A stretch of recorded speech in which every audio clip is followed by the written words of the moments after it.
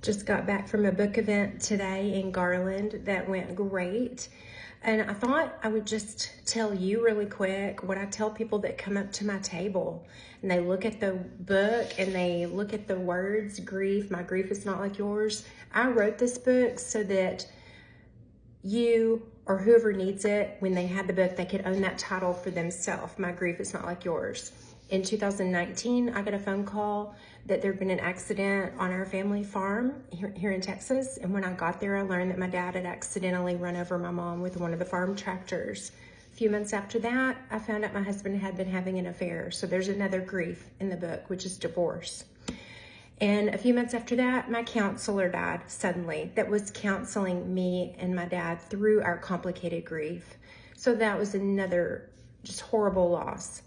Then in 2022, 3 years after my mom's accident, my dad and mom's accident, it was Father's Day morning, and I went to check on my dad and surprise him with breakfast, and I found that he had taken his life. So I put their beautiful love story in this book.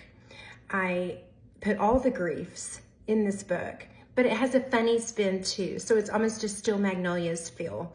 By the time you think you're gonna bawl your eyes out, you start laughing. My dad was a really funny guy.